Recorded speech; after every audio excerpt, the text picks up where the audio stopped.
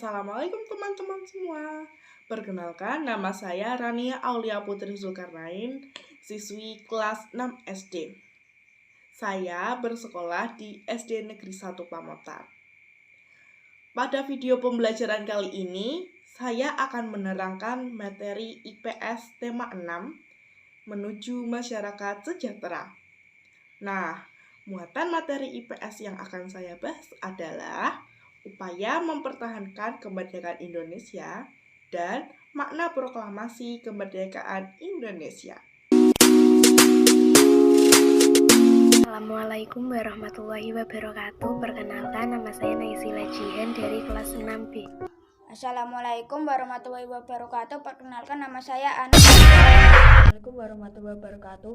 Perkenalkan, nama saya Muhammad Syarifudin, bisa dipanggil Arif, dari kelas 6A, nomor absen 14. Saya akan menerangkan materi tentang Assalamualaikum warahmatullahi wabarakatuh. Perkenalkan, nama saya Farhan Firdaus dari kelas 6A. Saya akan menjelaskan materi bahasa Indonesia tema 6. Assalamualaikum teman-teman semua. Perkenalkan, nama saya Rania Aulia Putri Zulkarnain, siswi kelas 6 SD.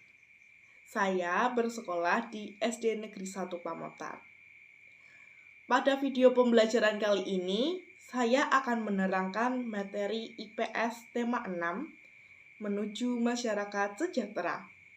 Nah, muatan materi IPS yang akan saya bahas adalah upaya mempertahankan kemerdekaan Indonesia dan makna proklamasi kemerdekaan Indonesia. Silahkan simak video berikut.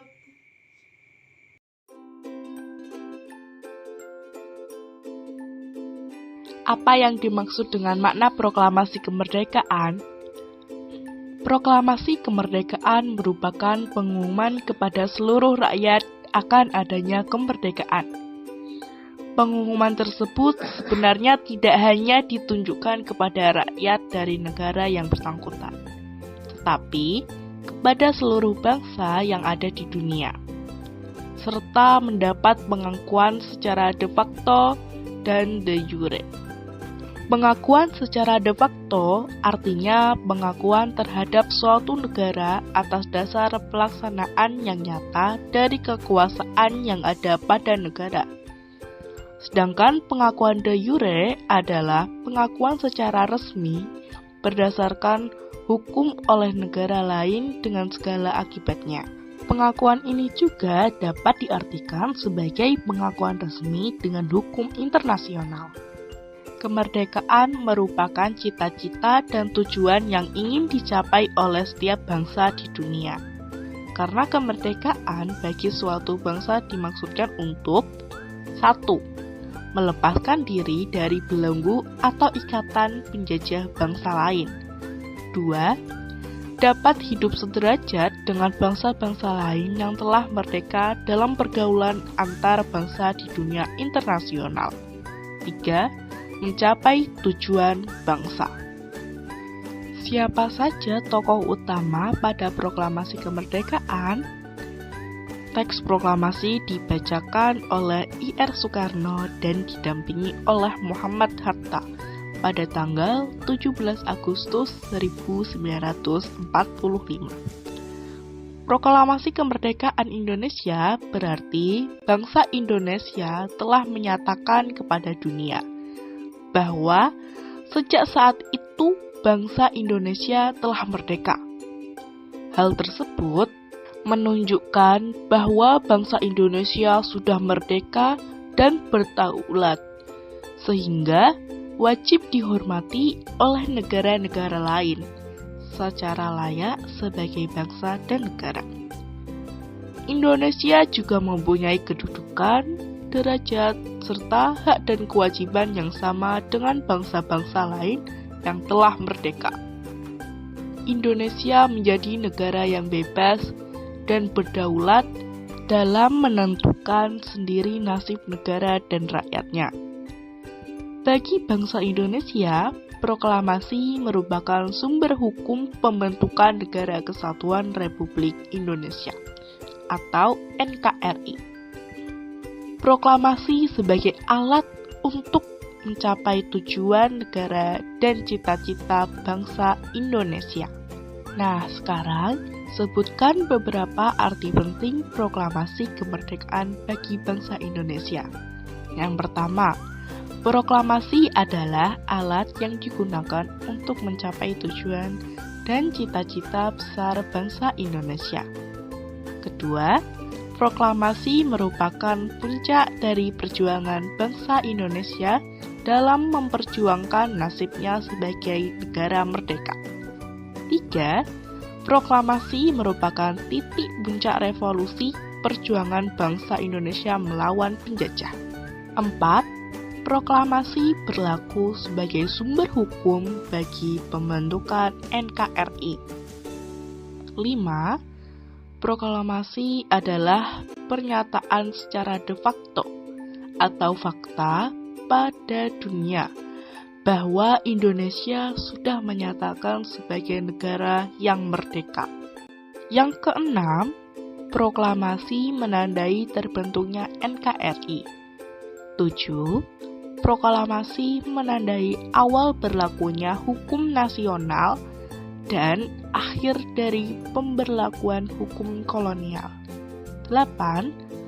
Proklamasi menjadi awal berakhirnya penderitaan rakyat dari kemiskinan, kebodohan, ketidakberdayaan, termasuk di dalamnya sistem kerja paksa. 9. Proklamasi adalah jalan menuju masyarakat yang berdaulat, adil, dan makmur. 10. Proklamasi menandai kemunculan negara baru yang memiliki posisi dan ketatanegaraan yang wajib dihormati oleh negara-negara di dunia. Apa yang dimaksud dengan mempertahankan kemerdekaan Indonesia? Kemerdekaan Indonesia merupakan hasil perjuangan seluruh rakyat Indonesia, yaitu melawan para penjajah. Perjuangan terus dilakukan sejak zaman penjajahan hingga setelah kemerdekaan. Perjuangan yang dilakukan oleh para pahlawan merupakan bukti adanya bela negara pada saat itu. Bela negara adalah sikap dan perilaku warga negara yang dijiwai oleh kecintaannya kepada Negara Kesatuan Republik Indonesia atau NKRI. Berdasarkan Pancasila dan Undang-Undang Dasar 1945.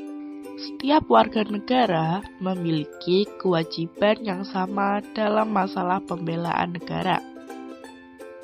Ikut serta dalam upaya bela negara merupakan bukti dan proses bagi seluruh warga negara untuk menunjukkan kesedihan mereka dalam berbakti pada nusa dan bangsa.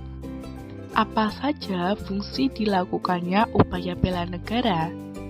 Dilakukannya bela negara memiliki fungsi sebagai berikut. 1. Mempertahankan negeri dari berbagai ancaman. 2. Menjaga keutuhan wilayah negara. 3. Merupakan kewajiban setiap warga negara. 4. Merupakan panggilan sejarah. Pada zaman sekarang, berjuang tidak lagi dengan berperang melawan penjajah. Tugas kita sebagai generasi muda adalah mempertahankan dan mengisi kemerdekaan NKRI. Hal tersebut dapat diwujudkan dengan perilaku warga yang mencerminkan sikap cinta tanah air, rela berkorban, dan semangat persatuan dan kesatuan. Apa yang dimaksud dengan sikap cinta tanah air? Sikap cinta tanah air adalah suatu perwujudan kasih sayang dan rasa cinta terhadap tempat kelahiran atau tanah airnya. Rasa cinta tanah air adalah rasa kebanggaan, rasa memiliki, rasa menghargai, rasa menghormati, dan loyalitas yang dimiliki oleh setiap individu kepada negara. Sikap cinta tanah air dapat diwujudkan dalam berbagai hal seperti berikut. 1. Bangga sebagai bangsa Indonesia. 2. Mencintai produk dalam negeri. 3. Menjaga kelestarian lingkungan dan mencegah terjadinya pencemaran lingkungan. 4. Mengolah kekayaan alam guna meningkatkan kesejahteraan rakyat. 5. Rajin belajar untuk mengharumkan nama bangsa. Selanjutnya, apa yang dimaksud dengan rela berkorban? Rela berkorban adalah sikap dan perilaku yang tindakannya dilakukan dengan ikhlas serta mendahulukan kepentingan orang lain daripada kepentingan diri sendiri. Sikap rela berkorban ditunjukkan dengan cara membiasakan merelakan sebagian kepentingan kita untuk kepentingan orang lain atau kepentingan bersama. Contoh penerapan sikap rela berkorban sebagai berikut. 1. Mengikuti kegiatan Siskampling. 2. Ikut serta dalam kerja bakti. 3. Membantu ketika ada seseorang yang terkena musibah atau sedang membutuhkan bantuan. Apa yang dimaksud dengan sikap membina persatuan dan kesatuan? Sikap persatuan dan kesatuan adalah sikap yang harus dimiliki oleh anak bangsa. Sikap persatuan adalah berkumpulnya individu menjadi satu tanpa memandang ras, suku, agama, warna kulit, dan keturunannya untuk mencapai tujuan tertentu. Sikap persatuan dan kesatuan adalah sikap yang mencegah terpecah belah. Maka dari itu, kita sebagai anak bangsa harus menjunjung tinggi rasa persatuan dan kesatuan. Sikap bersatu tidak hanya dipraktikkan dalam keluarga saja, namun juga harus kita terapkan di sekolah dan masyarakat. Sikap persatuan dan kesatuan dalam lingkup keluarga. 1. Saling terbuka dengan anggota keluarga. 2. Selalu menyelesaikan masalah dengan kekeluargaan tanpa kekerasan. 3. Saling menghormati dan menyayangi antar anggota keluarga. Persatuan dan kesatuan di sekolah. 1. Mengikuti upacara setiap hari Senin. 2. Menaati peraturan yang berlaku di sekolah. 3. Menjaga nama baik sekolah dengan berprestasi dan tidak membuat kerusuhan atau kekacauan. 4. Berteman dengan siapa saja tanpa membeda-bedakan. Selanjutnya, persatuan dan kesatuan dalam lingkup masyarakat, yaitu 1. Ikut serta dalam kegiatan yang ada di masyarakat, seperti gotong royong, ronda malam, dan kegiatan lainnya. 2. Tolong-menolong tanpa membeda-bedakan ras, agama, dan golongan lainnya. 3. Menghormati keberagaman yang ada, seperti adanya agama dan budaya. 4. Menyelesaikan masalah sosial bersama dengan cara bermusyawarah. 5. Mementingkan kepentingan masyarakat dibandingkan kepentingan pribadi. 6. Adil terhadap anggotanya. 7. Membina kerukunan warga sekitar. Alhamdulillah, sudah selesai. Terima kasih untuk teman-teman yang sudah menonton video tersebut. Dan jangan lupa untuk like, share, and subscribe. Wassalamualaikum warahmatullahi wabarakatuh.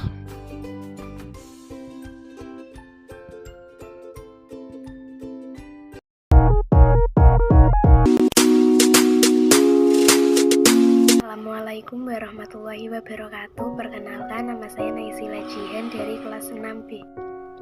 pubertas merupakan suatu tahapan perkembangan seorang anak menjadi dewasa.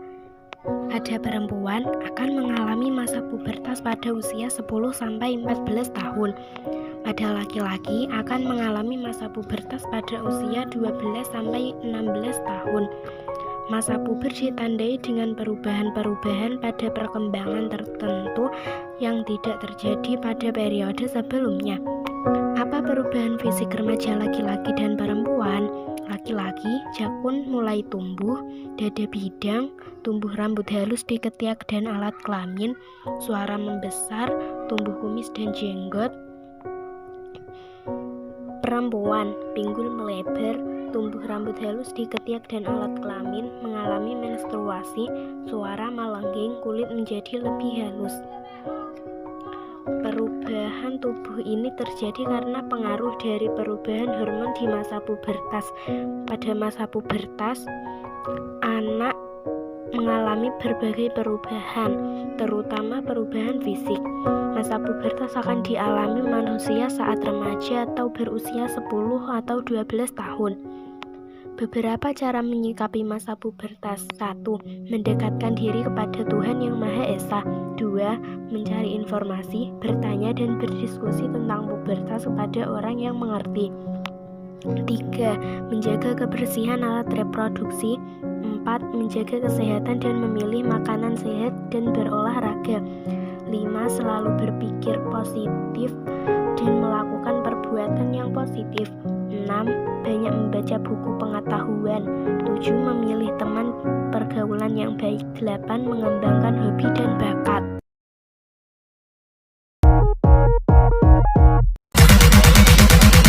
Welcome to the Base Face Network.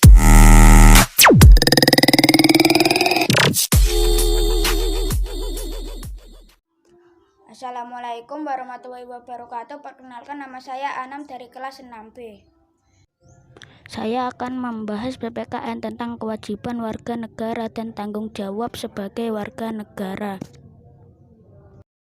Apa itu warga negara? Warga negara adalah orang-orang yang memiliki kedudukan resmi sebagai anggota penuh suatu negara.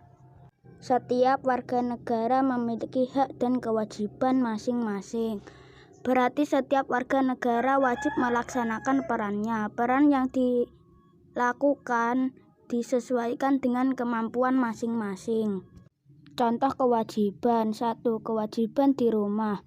Menjaga kebersihan rumah, patuh terhadap perintah dan nasihat orang tua, mengerjakan pekerjaan rumah, membantu orang tua. 2. Kewajiban di sekolah. Menaati semua peraturan sekolah, memelihara fasilitas sekolah, menghormati dan mematuhi guru, mengikuti kegiatan pembelajaran di sekolah dan lain-lainnya.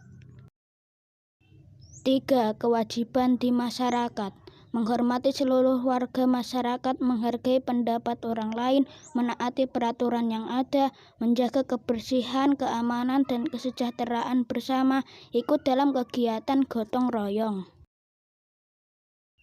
Tanggung jawab sebagai warga negara. Setiap warga negara memiliki tanggung jawab masing-masing. Apa itu tanggung jawab? Tanggung jawab adalah kesadaran seseorang akan kewajiban untuk menanggung segala akibat dari sesuatu yang telah diperbuatnya. Contoh tanggung jawab. 1. Tanggung jawab kepada Tuhan. Manusia merupakan salah satu makhluk ciptaan Tuhan. Bentuk tanggung jawab manusia kepada Tuhan dilakukan dengan cara selalu bersyukur dan menjaga semua nikmat yang telah diberikannya, serta senantiasa untuk menaati segala dan menjauhi segala larangan Tuhan. 2. Tanggung jawab kepada diri sendiri, yakni menjaga diri sendiri dari hal-hal yang membahayakan, menjaga kesehatan, bertanggung jawab terhadap perbuatan dan perkataan, dan lain-lainnya. 3. Tanggung jawab kepada keluarga, yakni memelihara kebersihan, kenyamanan, keamanan dalam keluarga, mematuhi peraturan yang telah disepakati bersama, menjaga keharmonisan keluarga dengan saling menyayangi, menghormati, dan menghargai.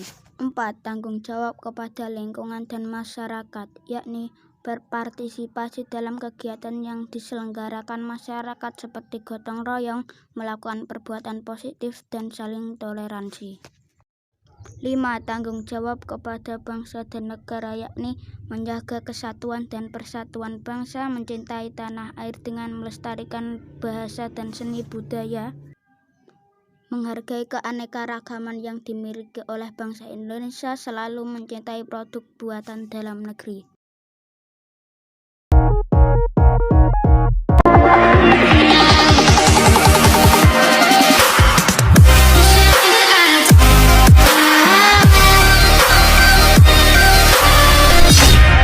Assalamualaikum warahmatullahi wabarakatuh.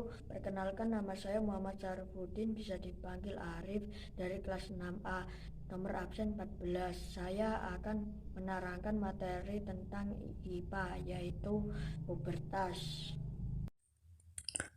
Pubertas adalah proses perubahan fisik saat tubuh anak berubah ke tubuh dewasa. Masa pubertas adalah proses perubahan fisik saat tubuh anak berubah menjadi tubuh dewasa atau datang dewasa yang mampu melakukan reproduksi seksual. Ciri fisik remaja pada masa pubertas laki-laki adalah 1. Jakun mulai tumbuh. 2. Suara berubah menjadi lebih berat. 3. Mulai tumbuh kumis. 4.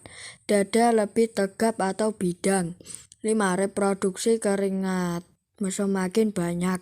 6. Tumbuhnya rambut halus pada ketiak dan sekitar alat kelamin. 7. Mulai tumbuh jerawat. 8. Mimpi basah. Ciri fisik remaja pada masa pubertas perempuan adalah 1. Payudara membesar. 2. Suara melengking. 3. Pinggul melebar. 4. Muncul jerawat. 5. Tumbuh rambut halus pada ketiak. 6. Tertarik dengan lawan jenis. 7. Menstruasi.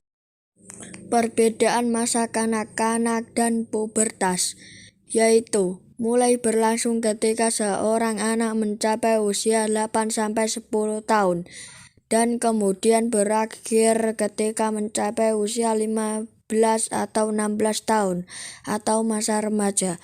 Selain ciri fisik yang terlihat, masa pubertas pada wanita juga ditandai dengan menstruasi pertama kali dan pada pria ditandai dengan mimpi basah pertama kalinya. Tips sukses menghadapi masa pubertas. Bau badan kamu akan banyak berkeringat ketika menjalani pubertas, terutama pada ketiak. Rawatlah jerawat. Antisipasi pertumbuhan tubuh. Sikapi perubahan suasana hati. Tidak perlu membandingkan diri dengan orang lain. Muncul hasrat seksual. Oke, dan terima kasih telah menonton video ini. Maaf kalau ada kesalahan. Wassalamualaikum warahmatullahi wabarakatuh.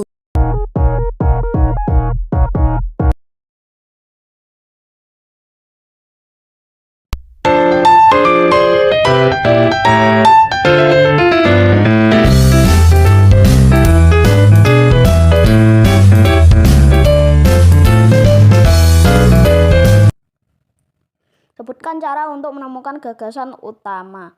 1. Baca seluruh paragraf dengan cermat. 2. Cermati kalimat pertama hingga akhir. 3. Baca kalimat demi kalimat sampai kamu menemukan ide pokok paragraf. Dalam suatu paragraf, ide pokok biasanya terletak di awal, akhir, atau awal dan akhir paragraf. 4. Tandai ide pokok tiap paragraf. Contoh gagasan utama dalam paragraf. Rumah tempat tinggalku sangat menyenangkan. Aku bersama kakak dan adik-adikku merasa tenteram berada di rumah. Kami bisa berdiskusi, bercengkeraman, kadang bersedau gurau tentang berbagai hal. Teman-temanku juga merasa betah bila belajar di rumahku. Tempatnya memang nyaman, jauh dari kebisingan suara mobil dan tetangganya sangat ramah. Kalimat utamanya adalah rumah tempat tinggalku sangat menyenangkan. Gagasan utamanya adalah faktor-faktor yang menyebabkan rumahku menyenangkan. Reklame. Apa itu reklame? Reklame adalah alat untuk menawarkan, mempromosikan, memperkenalkan barang-barang, hasil produksi atau jasa kepada dengan maksud untuk menarik perhatian masyarakat atau khalayak dengan menggunakan gambar dan kata-kata yang menarik. Sebutkan jenis-jenis reklame. 1. Iklan. 2. Spanduk. 3. Brosur. 4. Embalase. 5. Poster. 6. Baliho. 7. Billboard. 8. Banner. 9. Leaflet. Sebutkan manfaat sesudah membandingkan informasi. 1. Melakukan pemahaman dari sebuah informasi dengan menjadi lebih detail. 2. Akan mendapatkan sebuah pembenaran. 3. Akan melakukan penambahan dari rasa keyakinan dan juga rasa bijak.